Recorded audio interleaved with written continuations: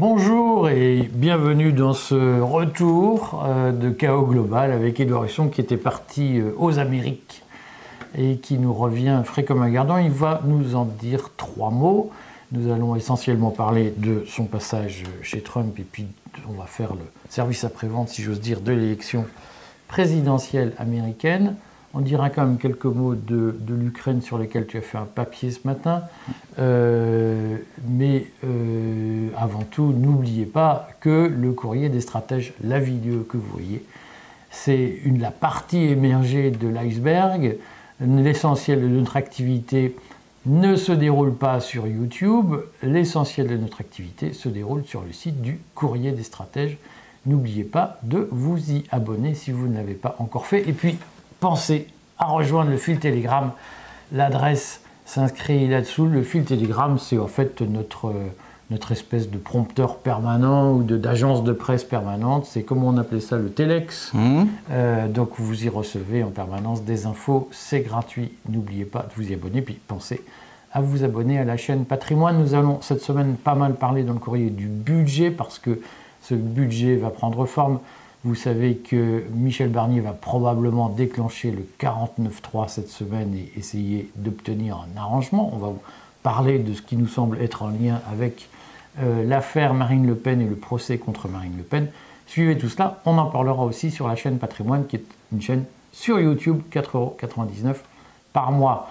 Voilà les grandes informations habituelles. Alors, on revient à notre ami Édouard.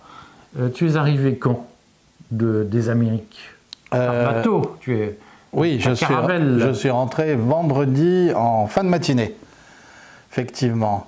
Comment ça s'est passé? Dis-nous ce que tu as fait en Amérique, parce qu'on t'a vu sur le moment des élections aux États-Unis, et puis après tu as fait une autre excursion. Après, je suis allé un peu plus au sud, en Amérique centrale, au Salvador, qui est un pays qu'on ne connaît pas.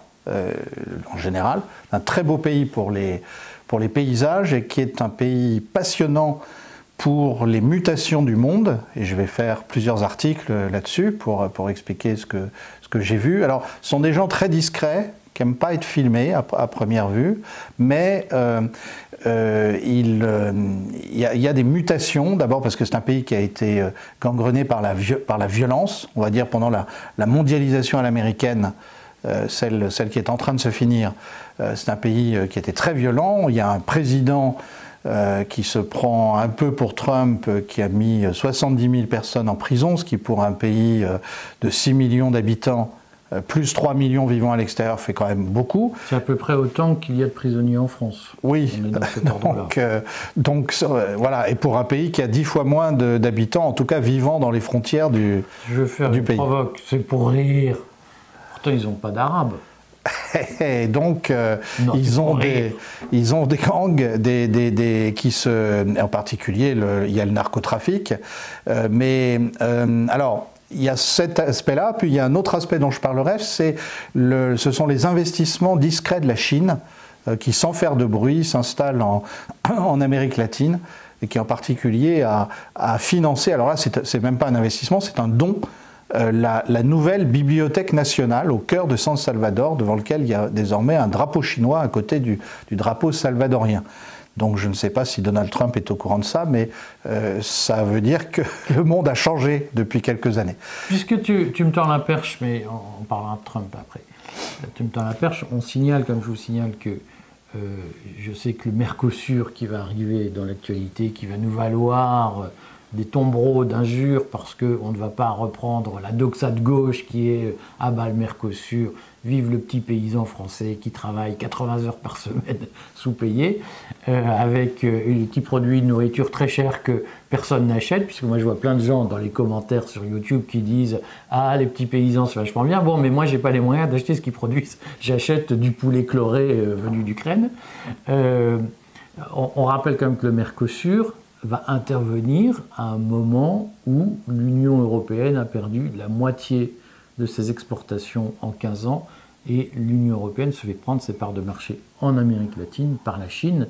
Donc on a aujourd'hui un véritable problème, c'est que tout ce qu'on ne fait pas passer par des accords de libre-échange, c'est la Chine qui les rafle. Et donc petit à petit, on se tire des balles dans le pied. Alors, ce sont des dilemmes, des choix cornéliens. Les sanctions contre la Russie aussi nous ont fait, beaucoup de mal à notre agriculture. Les sanctions contre la Russie, puisque nous vendions beaucoup de porcs aux Russes et que les Russes ont décidé de ne plus les acheter à une époque, puis c'est nous qui avons décidé de ne plus exporter.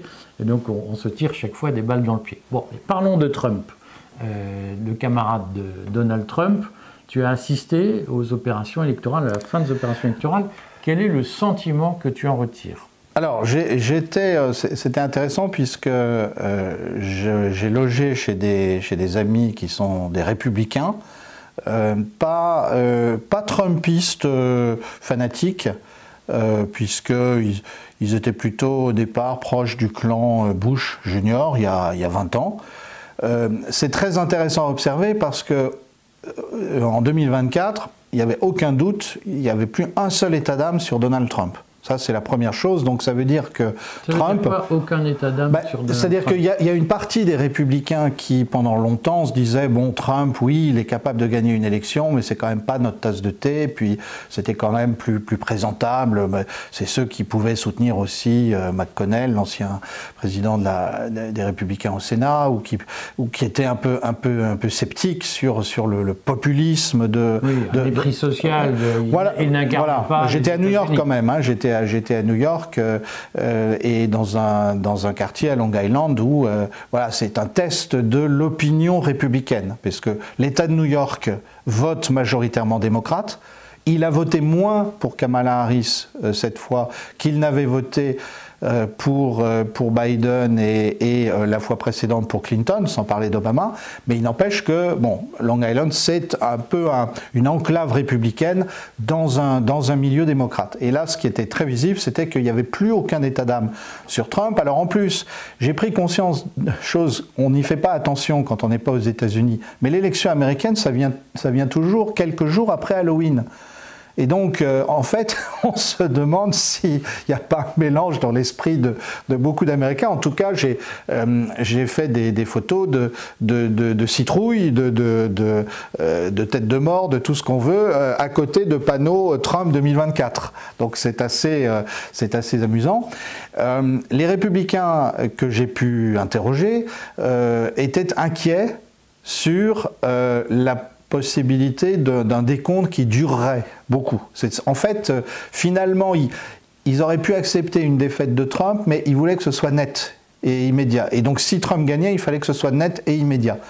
Et d'ailleurs, moi, je suis arrivé en leur disant, mais je suis sûr que, premièrement, c'est Trump qui va gagner, et deuxièmement, le décompte sera un décompte normal, comme on le connaît pour les élections. Ils étaient très inquiets, ils m'ont dit que j'étais trop optimiste, et bah, c'est quand même ce qui s'est passé.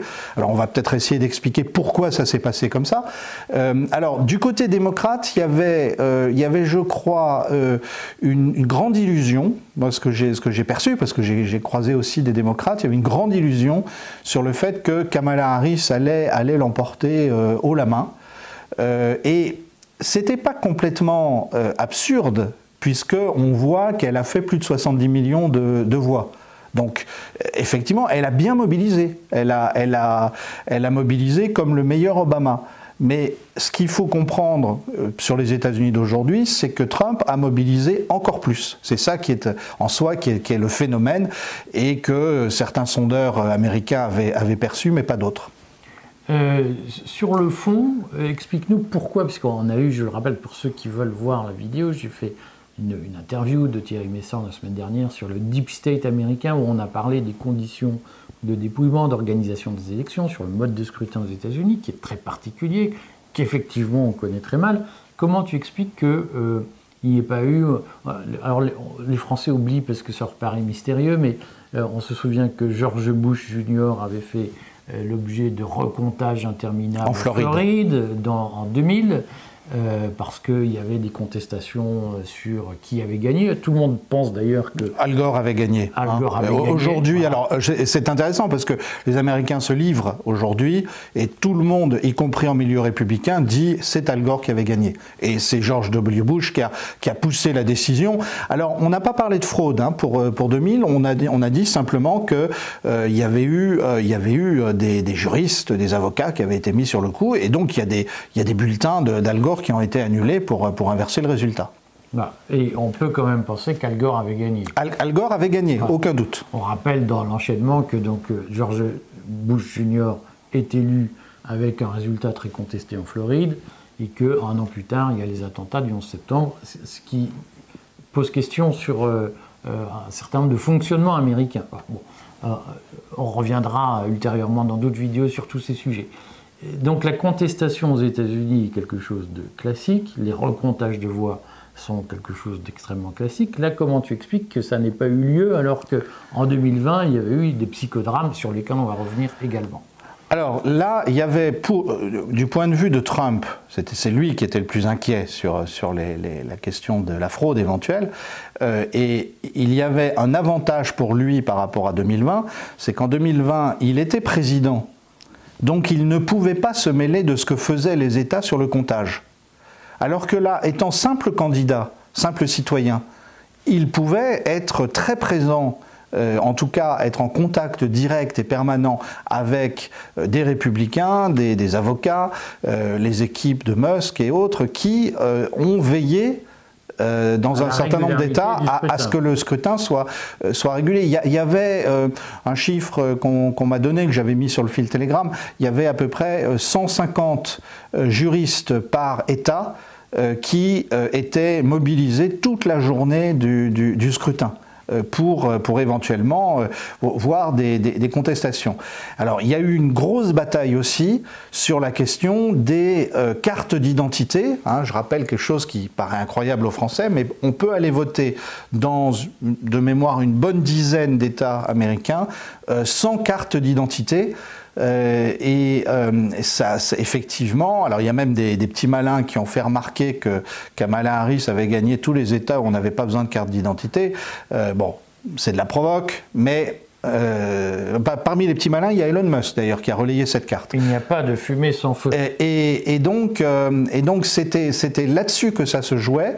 Mais je rappelle, les États-Unis sont un système fédéral et les élections présidentielles sont organisées au niveau des États, puisque ce sont les États qui élisent des grands électeurs, et donc le président fédéral n'a pas le droit de se mêler de l'organisation du scrutin. C'est pour ça qu'en 2020, Trump, qui était lucide, disait « Regardez, à cause du Covid, ils vont faire du vote par correspondance, allez, intervenez, sauf qu'il ne pouvait pas aller plus loin que ça, parce que sinon on l'aurait accusé d'ingérence dans les affaires intérieures des États. Qui composent la fédération. Et là, au contraire, il a pu surveiller ça. Thierry Messant disait qu'il y a eu des armées d'avocats envoyés dans tous les bureaux de vote. Oui, alors il y a eu des armées de gens formés par les avocats. Il y avait par ailleurs 150 avocats en moyenne de renom. Dans tous les États, en tout cas, bon, je pense qu'en Californie, il n'y avait pas beaucoup d'illusions sur ce que serait le résultat. Ce sont les démocrates qui gagnent la Californie depuis quelques années. Mais en revanche, un État comme la Pennsylvanie, c'est un exploit qu'il ait été déclaré pour Trump dès 2h30 du matin, heure de la côte Est, parce que c'est un État où il y a eu énormément de contestations dans la journée de la part des avocats des deux partis, mais surtout des avocats de Trump. Alors, on va revenir au point nodal, puisque en réalité, je vous fais une petite confidence, je ne devais pas présenter ce chaos global avec Edouard aujourd'hui, ça devait être un ami, un invité qui voulait revenir, un conservateur bien connu en France. Je dis son nom, Paul-Marie Couteau s'était proposé de venir, puis il a eu un empêchement, ce que je regrette, mais il tenait à venir pour réhabiliter Édouard Husson. Ah bon? Et donc, je vais te réhabiliter à sa place, puisque toute la question est de revenir sur l'élection de 2020. En 2020, tu avais mené bataille pour soutenir que Donald Trump avait été victime de fraude. Ça avait été une position controversée, puisque certains se disaient mais Donald Trump ne parvient pas à prouver qu'il y a eu fraude. Maintenant, 4 ans plus tard, si on fait l'historique, et je suis sûr que tu les as en tête, donc on a moins bien préparé l'émission aujourd'hui, parce qu'on est pris au dépourvu par le défaut de Paul-Marie Couteau, mais je suis sûr que tu as en tête ces chiffres. Si on fait l'historique des voix récoltées, du volume brut récolté par les démocrates depuis 20 ans, Oui. Est-ce qu'il y a une anomalie statistique autour de Joe Biden? Oui. 2004, de mémoire, les démocrates donc c'est John Kerry, ont moins de 60 millions de voix. La première grande percée, c'est Obama. Obama qui a réveillé la politique américaine en 2008. Qui a augmenté le taux de participation au scrutin. Qui a augmenté le taux de participation au scrutin.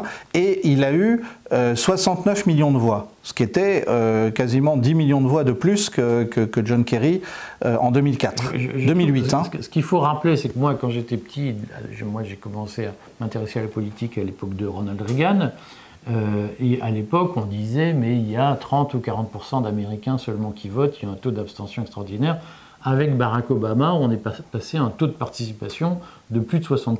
La participation n'avait pas cessé de baisser depuis Kennedy-Nixon en 60, où il y avait eu un peu plus de 50%, et elle était passée effectivement en dessous de 50. Et là, tout d'un coup, Obama, qui est un très grand politique, hein, aujourd'hui beaucoup le critiquent, mais c'est un ancien président, il n'a pas été très fair-play vis-à-vis de Donald Trump, c'est le moins qu'on puisse dire, mais pour le reste, c'était un très grand politique. Et il a fait la première campagne moderne basée sur le web marketing. Hein, il faut se rendre compte de ça. Et donc, il mobilise 69 millions de voix. En 2012, il recule un peu, parce qu'en général, un président élu qui se représente perd quelques voix. Il n'est plus qu'à 65 millions et demi. C'est quand même pas mal. Hein. C'est à peu près le score, 65 millions, c'est le score que fait Hillary Clinton.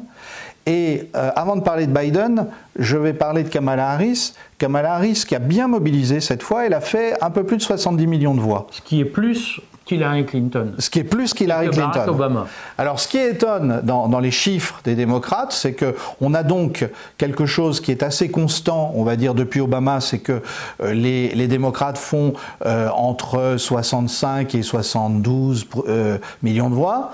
Et puis, avec Biden, on était monté à 81 millions de voix. Alors, les gens se sont dit, pauvre Kamala, là, cette fois-ci, et décidément, il y a des gens qui avaient voté pour Biden qui n'ont pas voté pour elle. Sauf que il y a une anomalie statistique, enfin, n'importe quelle... Disons que la piste fait...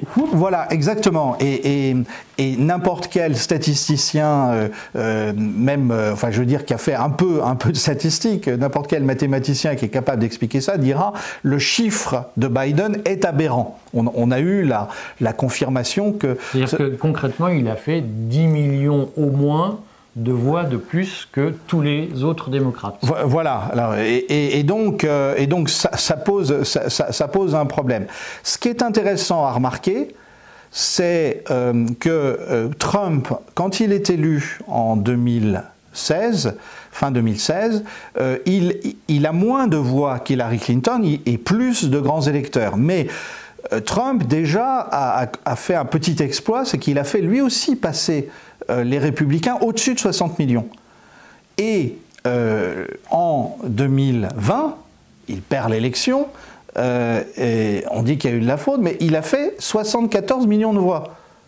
Donc ce qui était énorme. Hein, c'est-à-dire que Trump, comme Obama, mais avec un décalage de 8 ans, a poussé le Parti républicain, lui aussi, vers une mobilisation beaucoup plus forte. Et alors là, il a quand même fait moins cette année que Biden en 2020. Voilà. Alors cette année, il a fait 76 millions de voix.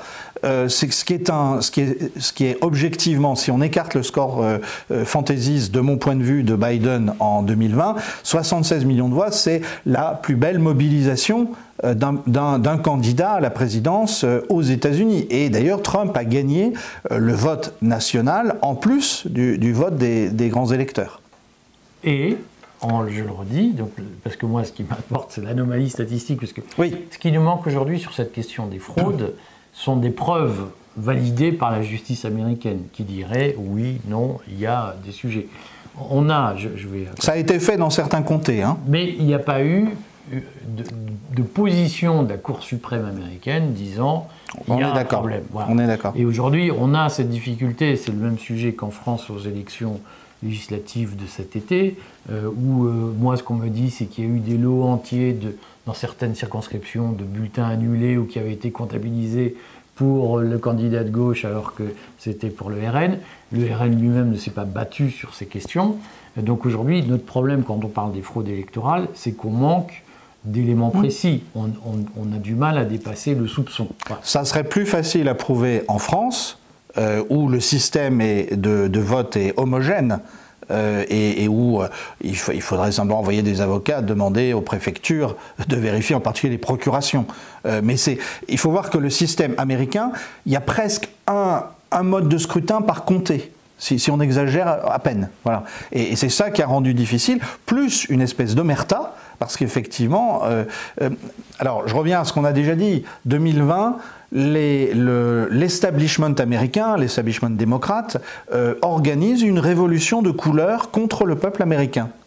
Puisqu'ils avaient volontiers fait ça contre d'autres peuples pour annuler des élections, ben là ils l'ont fait contre le peuple américain. Il y a un article de Time Magazine dès le début février 2021 qui raconte sans prendre beaucoup de gants, qu'on a organisé effectivement la victoire de Joe Biden. Alors cet article ne dit pas on a fraudé, mais il montre comment il y a eu un travail concerté de tout l'establishment jusqu'à la direction des syndicats pour s'arranger pour que ça soit Joe Biden qui gagne. Mais alors si je refais de la mathématique simple pour que les gens un peu bas de plafond comme moi comprennent, aujourd'hui entre Kamala Harris et Donald Trump, il y a combien de millions de voix d'écart? 3 millions.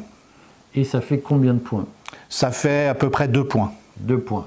Et donc, on le sait, traditionnellement, les élections américaines, elles se jouent de cet ordre-là. On est entre 2-3 points, 3-4 points, guère plus, donc entre 3 et 5 millions de voix.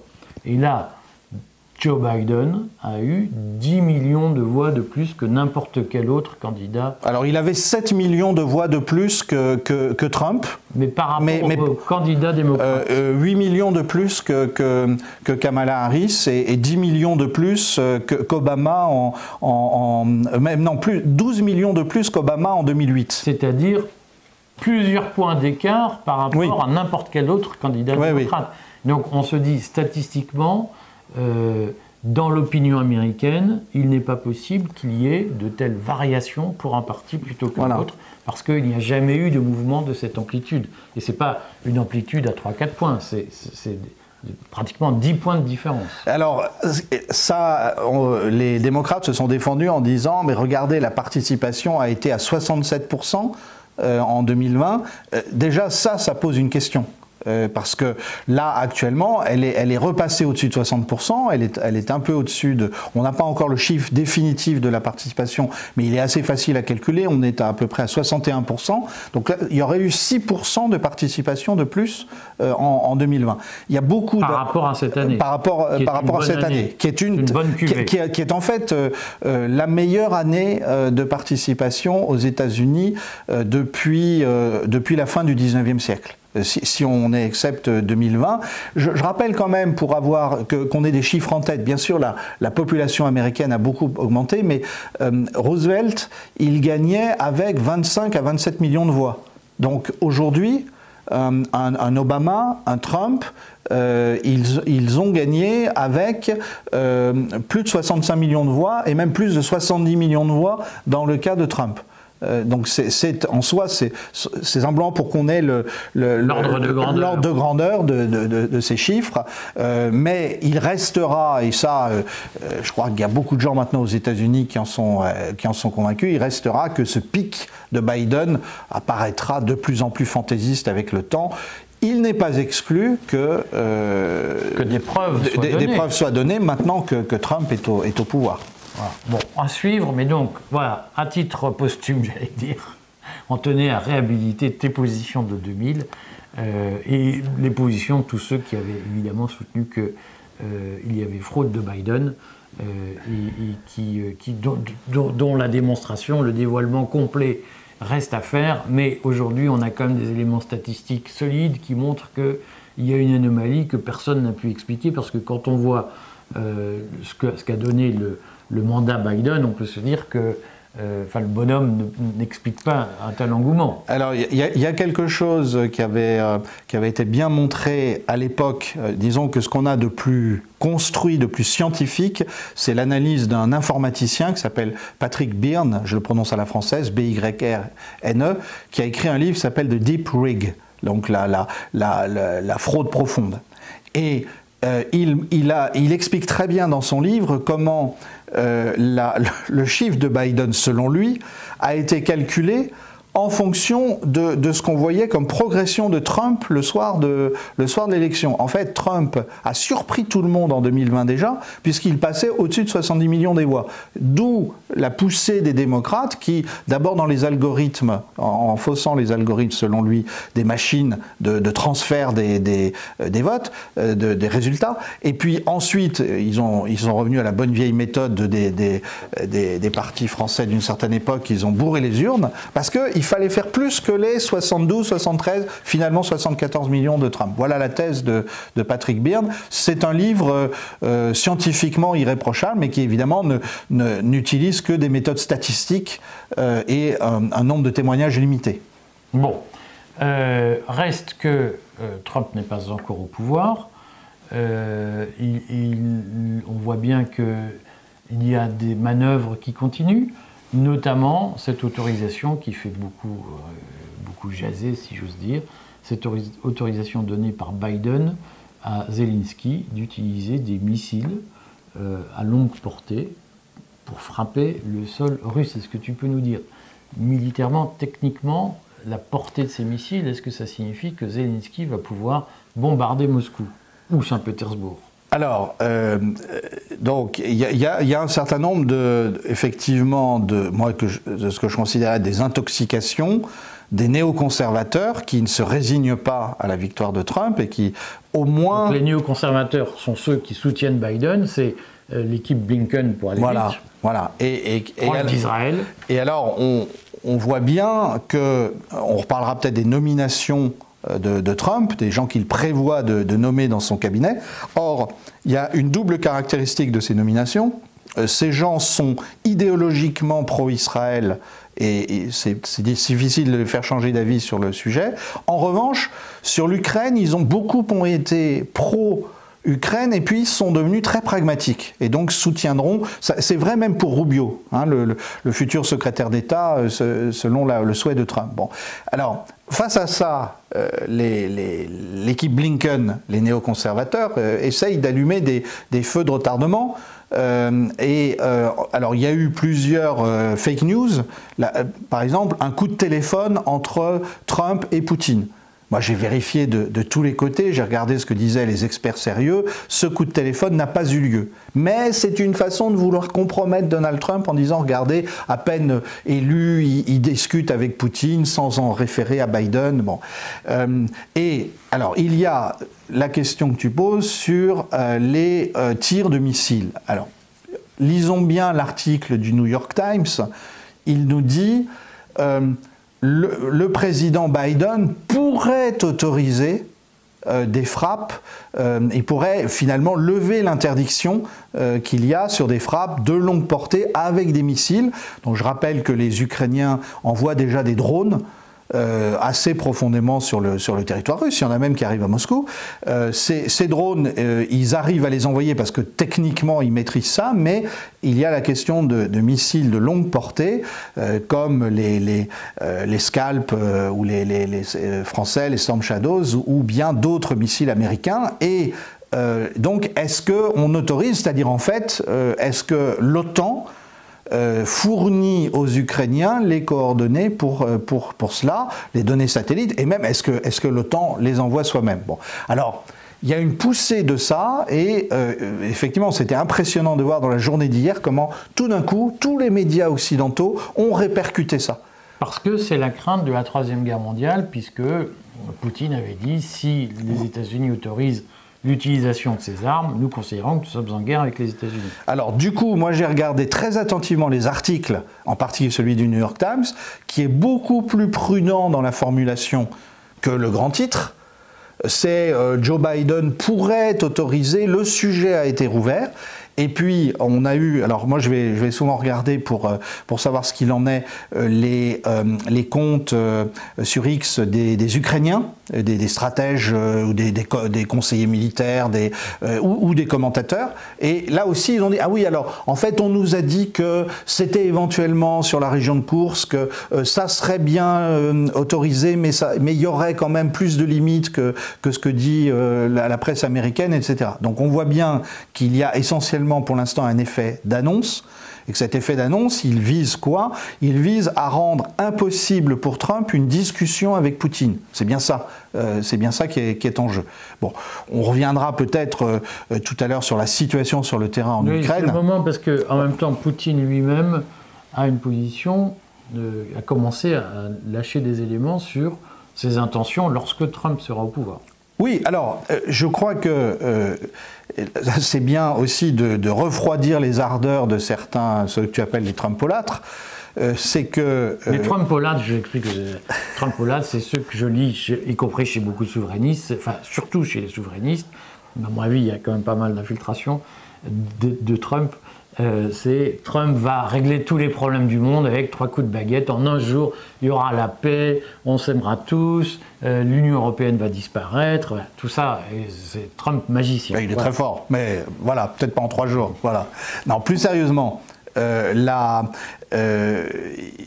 ne sais pas si les gens qui attendent beaucoup d'une négociation entre Trump et Poutine se rendent compte que Poutine ne cède pas un pouce de terrain dans la négociation. C'est-à-dire qu'il considère premièrement que les États-Unis ont laissé passer l'occasion d'une négociation sur les annexions territoriales. Donc ça, c'est fini. C'est-à-dire que la Crimée, on n'en parle même plus, mais les 4 oblasts, Kherson, Zaporojié, Donetsk et Lugansk, de toute façon, ils seront russes. Et ça, c'est même pas négociable. Donc ça, il y a encore quand même, dans l'entourage de Trump, des gens qui disent oui, ben, on verra, puis il y aura peut-être des arrangements, ça sera pour 20 ans, mais ensuite ça sera rediscuté. Non, ça c'est fini. Ensuite... C'est les cantons rédimés. C'est les cantons rédimés, voilà. Et effectivement, est-ce que tout le monde sait ce que sont les cantons rédimés? Les cantons rédimés, c'est les petits bouts que la Belgique, les petits bouts de l'Allemagne que la Belgique a annexés en 1918. Bon, et tu n'aimerais pas avoir à les rendre à l'Allemagne? Mais pour moi, je pense que la France, d'abord la Belgique n'existe pas, mais la France va jusqu'au Rhin, donc je pense qu'on continue à être spolié de nos terres. Alors, ensuite, donc, Poutine est très clair sur 2 conditions. La neutralité absolue de l'Ukraine, c'est-à-dire que l'Ukraine ne peut pas être dans l'OTAN. Or, dans l'entourage de Trump, certains disent on négociera la neutralité ou l'absence d'entrée dans l'OTAN pour 20 ans. Et puis après, ça serait redéfini, mais ça, il n'y aura pas de paix avec la Russie là-dessus. Et deuxièmement, Poutine exige un désarmement large de l'Ukraine, on va dire un peu comme après le traité de Versailles, l'Allemagne n'avait plus que 100 000 hommes, et bien là, Poutine dit il faut une armée ukrainienne à 50 000 hommes, pas plus. Bon. Et je pense que ceux qui croient que Poutine pourra faire bouger que Trump pourra faire bouger Poutine là-dessus, se font d'énormes illusions, d'autant plus que l'armée russe actuellement est en position de force. Sans se presser, elle reprend la région de Koursk, premièrement. Deuxièmement, il y a une avancée dans le Donbass avec un risque d'effondrement du front ukrainien sans doute à l'échéance de 2-3 mois. Et troisièmement, les Russes viennent de déclencher une nouvelle salve, alors qu'ils s'étaient abstenus pendant 2 mois, une nouvelle salve de frappe sur les centrales électriques et sur les installations électriques en Ukraine, sur l'ensemble du territoire. On dit même que c'est la plus grosse frappe depuis le début de la guerre. Donc c'est pas la position de quelqu'un qui veut faire des concessions. C'est une guerre d'usure quand même. C'est une guerre d'usure et de toute façon les Russes considèrent qu'ils avancent sans se presser. Alors le 20 janvier, où sera l'armée russe ? Il est tout à fait probable que les 4 oblasts aient été complètement conquis militairement. Donc je rappelle, hein, c'est Kherson, Zaporojié, Donetsk et Lugansk. Il y a encore des petits bouts qui ne sont pas du côté russe et il est probable que l'armée russe aura quasiment avancé. Mais aujourd'hui, les experts militaires pensent que Poutine ne fera pas la paix sans avoir conquis Odessa. Donc là aussi, alors peut-être que les Américains ont des arguments, peut-être que Trump aura des arguments. On comprend bien dans ce cadre-là, pourtant, que l'attitude des néoconservateurs, lui, savonne la planche. Et que l'objectif d'ailleurs des néoconservateurs, c'est de l'empêcher de faire un bon accord en Ukraine.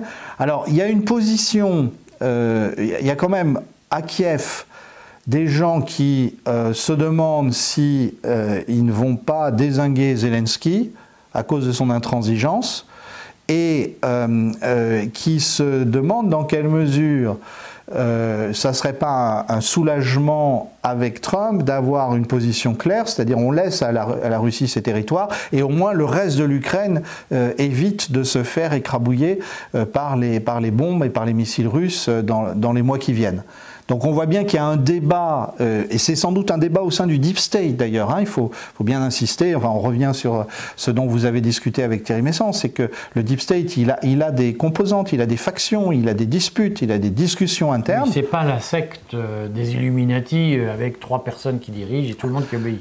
Bien sûr, et de toute façon, on sait que Trump a été élu en 2016, était soutenu en 2020 et vient d'être réélu avec une partie de ce qu'on appelle l'État profond. Ça ne peut pas être autrement de toute façon. Alors, il faut que tu précises ça parce que tu vas te faire engueuler par alors, je le redis, dans nos lecteurs, dans nos suiveurs, si j'ose dire, sur YouTube, 90% sont des gens impeccables, je les remercie, mais il y en a 10% qui sont parfois plus compliqués, dont 1 ou 2% qui expliquent que vous n'avez pas le droit de dire que Trump fait partie du Deep State, et même quand tu leur donnes des preuves, ils te disent « j'ai même pas vu qu'il y avait une preuve ».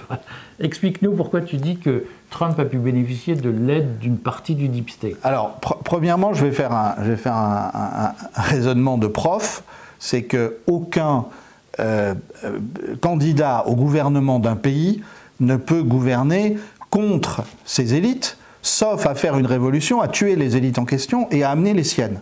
Bon, c'est ce qui s'est passé dans les pays communistes, par exemple. Mais Trump, autant que je sache... Dans certains pays communistes. Voilà, Trump, autant que je sache, il a dû faire un compromis. C'est bien un populiste à l'origine. Et pour moi, le mot populiste n'est pas un gros mot. C'est quelqu'un qui fait attention aux intérêts du peuple. Mais simplement, il a dû avoir une partie des élites de son côté. C'est pas possible autrement. Et en 2016, il faut leur dire, dès qu'on fait le choix de passer par un processus électoral et pas insurrectionnel, on est obligé de composer avec la réalité. Voilà, et je vais donner un exemple qui est tout simple, c'est que Trump est très pro-Israël, et la défense d'Israël est un dogme au sein du Deep State. Bon, alors d'ailleurs, au passage, il y a quelque chose d'intéressant, c'est que Trump n'a eu que 20% de l'électorat juif depuis 8 ans. Il y a 80% donc qui continuent à voter démocrate. Or Trump dit, et peut-être qu'il n'a pas complètement tort, je suis le candidat le plus favorable à Israël. Bon, et face à Kamala Harris... Le plus favorable à Netanyahou, en tout cas. Et voilà, Kamala Harris était très gênée, elle alternait, quand elle était devant un auditoire pro-palestinien, elle disait « on va faire quelque chose pour les Palestiniens », puis quand elle était devant un auditoire plus pro-juif, elle disait « je suis une inconditionnelle d'Israël ». Donc, il faut dire qu'il y avait plus de pro-palestiniens démocrates que conservateurs. Ça c'est vrai. Enfin, que républicains. Voilà, ça c'est vrai. Donc, mais disons qu'elle aurait sans doute gagné à avoir un peu plus de clarté. Elle a, dans son intérêt à elle a perdu une partie de l'électorat musulman, en particulier dans le Michigan, de façon totalement inutile, parce qu'elle aurait eu une position complexe, mais clairement exprimée, elle aurait eu ces votes-là.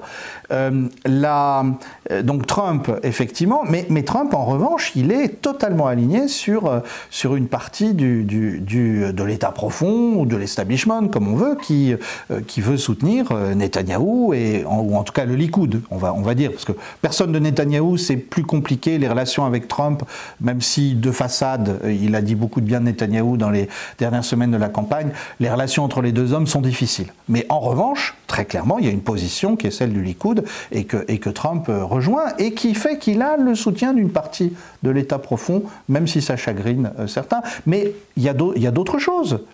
Il a le soutien d'une partie du complexe militaro-industriel. Trump est quelqu'un qui a donné énormément d'argent dans son premier mandat au complexe militaro-industriel, à l'industrie de l'armement. Il n'a pas déclenché de guerre, mais il a donné de l'argent pour construire des armes. Il a fait voter de l'argent par le Congrès pour construire pour fabriquer des armes. Pacem parabellum. C'est une des façons de faire. Alors, avec l'ambiguïté que un certain nombre de ces armes ont été livrées en Ukraine, alors même que Trump essayait d'avoir une entente avec Poutine pendant son premier mandat. Donc on voit bien les contradictions qu'il peut y avoir dans la politique. De toute façon, un président n'est jamais tout puissant et il doit composer avec un État qui éventuellement lui désobéit. C'est le problème des démocraties modernes. Est-ce que, puisque c'est le sujet qu'on a abondamment traité avec Thierry Meyssan la semaine dernière, et pour moi le débat n'est pas clos, parce que d'abord Trump n'est pas au pouvoir, donc on ne sait pas concrètement ce qu'il va faire, mais est-ce que tu n'es pas quand même surpris par le caractère très faucon, en un mot évidemment, des nominations de Trump en matière de politique étrangère, c'est-à-dire que, alors qu'on nous présente comme un faiseur de paix, il a quand même pris des gens très durs sur les postes clés, y compris sur la question palestinienne, c'est-à-dire que Trump, à mon avis, envoie quand même des signaux très positifs aux extrémistes israéliens. Alors, j'inverserai même le constat. Je pense que sur la question du Proche-Orient, l'ensemble des individus qui sont imaginés pour son cabinet sont, comme je le disais tout à l'heure, des idéologues très pro-Likoud et qui, du suprémacisme juif, à première vue, ne mettent pas en cause le gouvernement Netanyahou. Donc ça, c'est un fait. Deuxième chose, les mêmes individus, si on prend Rubio, si on prend Ratcliffe qui va diriger la CIA, je laisse de côté Tulsi Gabbard qui est un cas particulier, c'est une femme qui a un parcours complexe et sans doute le plus nuancé sur la politique étrangère, et elle devrait diriger l'ensemble la structure de coordination de l'ensemble des agences de renseignement américaines. Mais prenons les autres, ils sont pro-Israël à 150%, et ils sont sur l'Ukraine. Ils ont souvent été très pro-Zelensky au départ, et puis ils ont mis de l'eau dans leur vin, et aujourd'hui ils sont proches des positions de Trump. Même un Marco Rubio peut être très anti-russe dans son discours, mais pense que la méthode choisie en Ukraine n'est pas la bonne, et que surtout c'est à fond perdu. Donc ça, c'est le premier constat que je fais. Le deuxième constat que je fais, c'est que on remarque qu'il va y avoir une tension dans le gouvernement Trump, l'administration Trump, comme on dit, quand on ne traduit pas le mot de l'anglais, ce qui va être entre la priorité à la politique intérieure, par exemple réduire les dépenses publiques, par exemple la question de contrôler les flux d'immigration, etc., et la politique étrangère. Et on sait bien que Trump a bâti sa carrière sur le fait, en disant je vais redonner une priorité aux préoccupations intérieures des Américains. Sauf que si la politique des faucons est appliquée à 100%, ceux qui sont dans son entourage, il ne pourra pas se concentrer sur la politique intérieure. Donc il y a effectivement une ambiguïté. On peut, alors je vais faire une objection pro-Trump en disant c'est de la bonne politique que de prendre des gens durs, de les avoir auprès de soi pour les contrôler, si je veux faire une politique plus nuancée, parce que ça serait mieux de les avoir avec moi que de les avoir en dehors et me critiquant en permanence. Ça, c'est un vieux truc politique. Oui, mais est-ce que tu y crois? C'est-à-dire que le bonhomme Trump en lui-même, il est quand même convaincu du bien fondé de la théorie, que moi je trouve fantaisiste, selon laquelle les Juifs étaient là il y a 2000 ans et que donc ils ont des droits que ceux qui occupaient la terre en 1500 non plus. il est quand même à titre personnel convaincu de ça. Bien sûr, comme beaucoup de ceux qu'on appelle les chrétiens sionistes américains, on ferait mieux dire d'ailleurs les évangélistes sionistes, puisque c'est essentiellement les milieux protestants qui ont cette vision des choses. Mais moi, mon pronostic, c'est que sur Israël et les Palestiniens, il va avoir une position très dure, que simplement, comme il est pragmatique, il va se rendre compte que l'Iran est devenu beaucoup plus puissant que ça n'était le cas lors de son premier mandat. Et donc il envisagera une forme de négociation sous une forme ou sous une autre, mais éventuellement aux dépens des Palestiniens. Je fais le pari que sur l'Ukraine, ça sera très compliqué, mais il arrivera à un compromis avec Poutine. Et pour le reste, de toute façon, ne nous faisons pas d'illusions. Les États-Unis sont en déclin objectif et Trump revient dans une situation qui est bien moins bonne pour lui qu'elle ne l'était en 2016. La puissance américaine a décliné entre-temps. La Russie, la Chine ont révélé par l'affichage de leur puissance militaire que les États-Unis n'étaient plus complètement à la page. Je rappelle que les États-Unis auraient peut-être réussi leur premier essai de missile hypersonique le 5 novembre, jour de l'élection. Moi, je suis un peu sceptique. Je pense qu'il y a un effet d'annonce. Mais ça serait le premier essai. C'est-à-dire qu'ils ont 20 ans de retard sur la Russie et 10 ans de retard sur la Chine. Et je rappelle aussi que les Yéménites d'Ansarallah, qui se battent du côté des Palestiniens, ils ont réussi à toucher avec des missiles le porte-avions Eisenhower, qui a été obligé de repartir vers les États-Unis.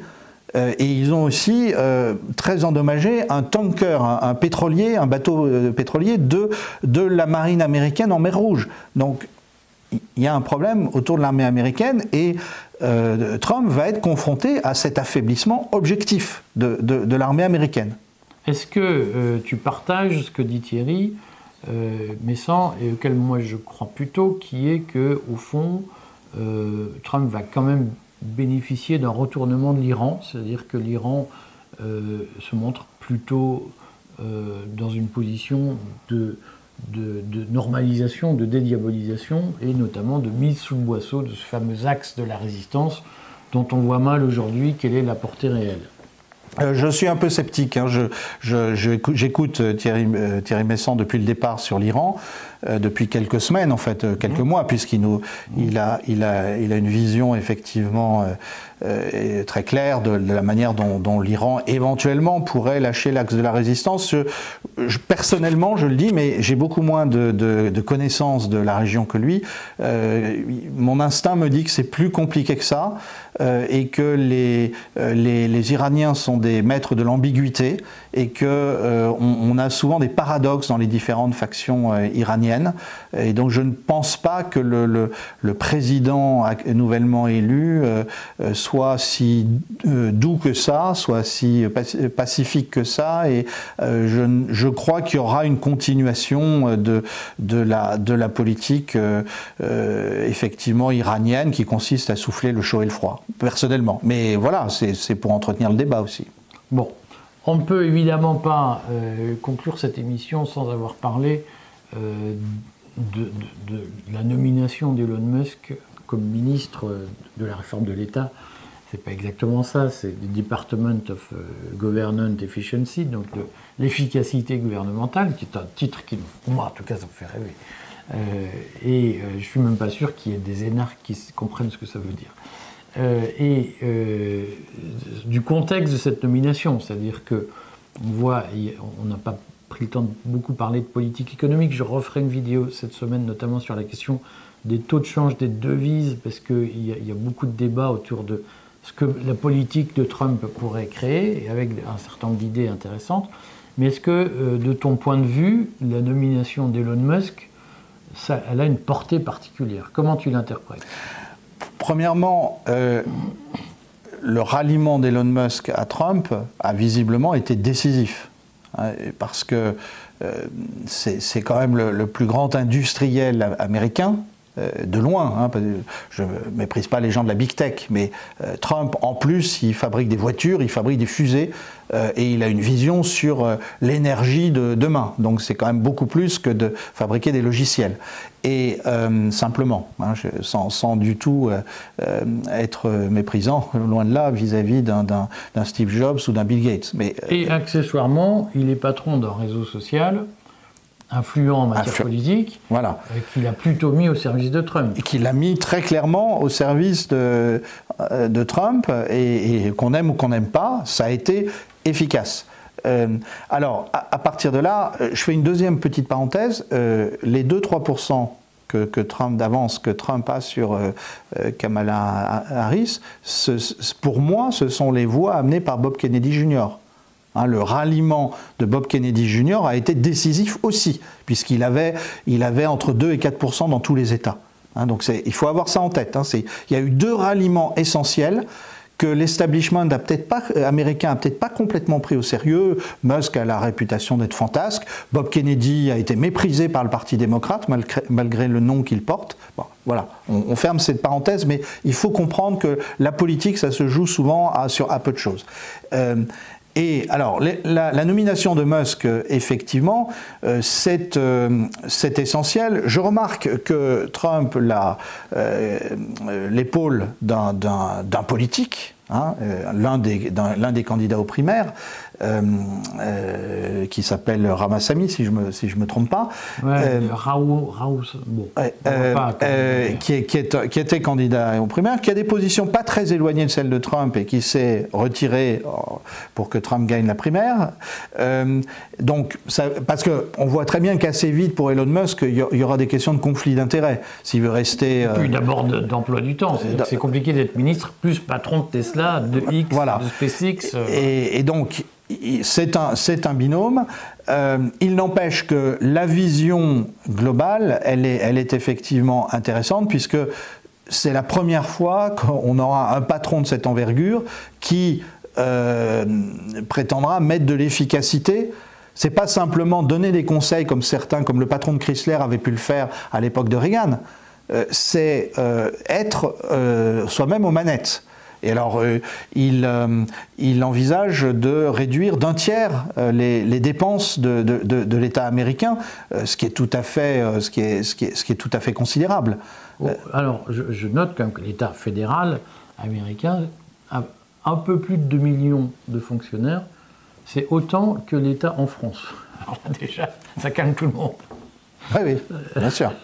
Et donc la question c'est, est-ce que tu ne penses pas, Édouard, qu'il va quand même y avoir idéologiquement un pari compliqué qui est d'un côté de faire Make America Great Again, de faire une vraie saignée dans les dépenses publiques, et en même temps avoir une politique d'immigration extrêmement dure. Alors je sais que je me suis fait engueuler parce que mass deportation, moi je le traduis par déportation de masse, mais les gens disaient non, c'est expulsion, c'est pas déportation.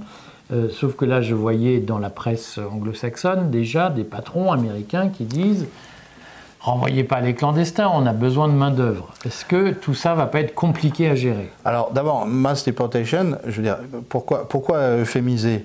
Enfin, il faut quand même, moi ça m'a frappé à nouveau, mais je le vois à chaque fois que je suis aux États-Unis, c'est une société très dure. C'est une société que je qualifierais de darwinienne. D'ailleurs, il y a une dimension qu'il faut comprendre. Tu es un peu dur avec Darwin. Je trouve. Il y a une dimension qu'il faut comprendre, c'est que si par exemple un Jeff Bezos a décidé d'être neutre face à l'élection américaine, c'est simplement parce que Trump s'est imposé comme le plus fort. Alors pour nous, c'était un indice de sa victoire possible, mais sans doute pour un Bezos, il y avait une vision beaucoup plus claire de ce qui allait se passer. Et en 2020, ils ont réussi à l'écarter. Il a rebondi, il s'est refait une santé, il a survécu. Aujourd'hui, il y a l'idée que c'est le mal dominant, on s'incline devant lui. Et ça, je crois qu'il faut pas... C'est le héros américain. Il faut pas... mais il y a un côté western. Et il a fini par... il est rentré dans le saloon et c'est lui qui a gagné. Il a flingué ses adversaires. Bon, et ça fait partie du mythe américain, on respecte la force aussi aux États-Unis. Donc faut pas... Ça a été notre mythe à nous à une époque avant qu'on ne soit décadent. Comme Napoléon a incarné cette image du héros qui Oui, s'impose, bien sûr, etc. bien sûr. Les Français ont aimé faire la guerre, oui, effectivement. Pétain, avant 1940, incarnait le vainqueur de... Voilà. Nous aussi, on a eu des héros... Oui, et De Gaulle d'ailleurs est le dernier. De Gaulle est le dernier qui représente ça. De Gaulle est le seul à avoir gagné des batailles pendant la guerre de 40. Et donc, il a effectivement, il représente ça. Donc, on a, je crois, le fait que c'est des poids lourds qui se sont mis avec Trump, et Musk en est un. C'est même... Objectivement, c'est quand même le plus grand industriel occidental quand on regarde bien actuellement. On l'aime pas, mais il y a de très grands inventeurs en Chine, il peut y en avoir dans d'autres pays du monde, mais en Occident, on n'a plus beaucoup de grands patrons, entrepreneurs, à la fois capitalistes et inventeurs, innovateurs comme à la fin du 19e siècle, l'équivalent des Siemens, des Peugeot, voilà, tout ça. John Cochrane. Et Musk représente ça. Alors, effectivement, on va peut-être avoir un choc. Et puis, alors, ce qui est assez drôle, c'est que toutes les expressions frelatées du débat français, choc de simplification, revue générale des politiques publiques, etc., ça va peut-être vraiment se passer aux États-Unis, ces trucs-là. Oui, mais probablement, à mon avis, de façon beaucoup plus efficace. Bien sûr, non, mais ça va vraiment avoir lieu. Nous, en France, voilà, bon. On faisait quand même des cahiers des charges incompréhensibles. Moi, je pense que Musk, il va dire on digitalise, on numérise l'administration et ça va, à mon avis, accélérer le processus. Il est peu probable que Musk fasse appel à McKinsey. Voilà. Et deux, on peut penser que quand il parle d'Internet, Musk sait à peu près de quoi il s'agit. Alors probable. Que si je me fie à mes camarades énarques moyens, je connais très bien Internet, j'ai même envoyé un mail ce matin, t'imagines. Bon, ça c'était méchant. Dans la pratique, le protectionnisme, on conclut là-dessus puisqu'il ne nous reste pas beaucoup de temps.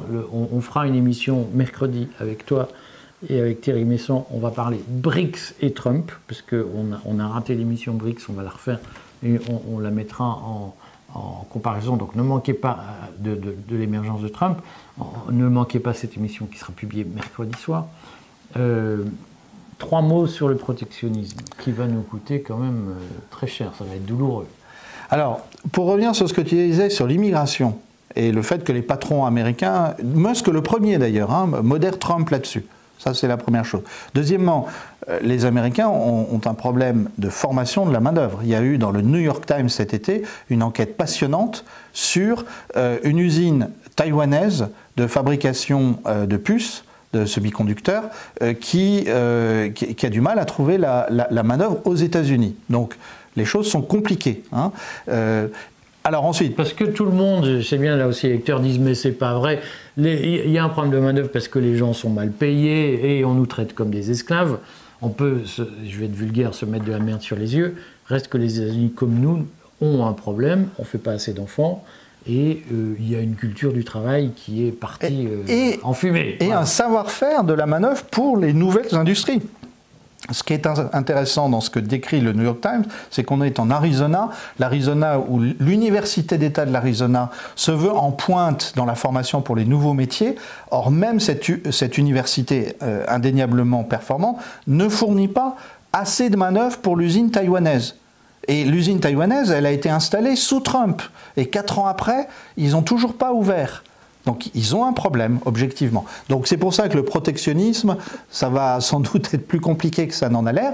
Il n'empêche que si on part de l'hypothèse que Trump arrive à protéger un certain nombre de secteurs et à donner la priorité aux exportations américaines, eh bien ça va être très douloureux pour nous, d'autant plus que on a perdu entre-temps le marché russe, on a perdu des positions, comme on le disait tout à l'heure, en Amérique latine, on s'est décrédibilisé auprès des Chinois, et en plus Trump, il n'y aura même plus cet aspect qu'il y avait pendant que Biden était président, c'est-à-dire la possibilité d'exporter beaucoup vers les États-Unis. L'Europe se prépare, l'Union européenne se prépare des moments difficiles, et la France en particulier. Bon, alors, la semaine prochaine, ce qui serait bien, Édouard, c'est qu'on parle d'Europe, puisque, au fond, c'est l'angle mort. Il y a en ce moment des discussions au Parlement européen sur la nomination de la nouvelle commission et notamment le choix des 6 vice-présidents de la commission, dont 3 sont aujourd'hui recalés et ça passe sous les radars parce que voilà.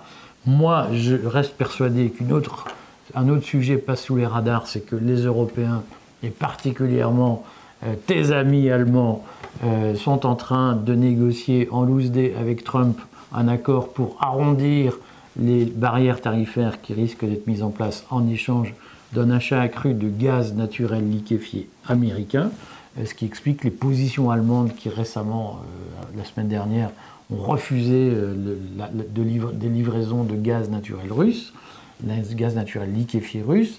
Je voudrais qu'on revienne là-dessus parce que, effectivement, tout le monde a oublié ce qu'est l'Europe. On a vu que Michel Barnier est allé se casser les dents à Bruxelles en disant ne faites pas le Mercosur et que Ursula von der Leyen va imposer à la France, ce qui est comme un signe d'affaiblissement pour la France, va imposer coûte que coûte la signature du Mercosur. Bah, il faudrait que la semaine prochaine on refasse un point sur tous ces sujets. Donc 2 rendez-vous importants à ne pas manquer. L'émission avec Édouard Thierry Messant sur les BRICS et Trump. Et puis la semaine prochaine, retrouvez-nous, on va faire le point de la situation européenne et spécialement de ce qui se décide dans notre dos dans l'Union européenne et qui va amener à de nombreux plans sociaux, des licenciements, de la grogne, des ralentissements sur les routes et autre chose de ce genre. Et puis, le fil Telegram, n'oubliez pas. À bientôt, mes amis.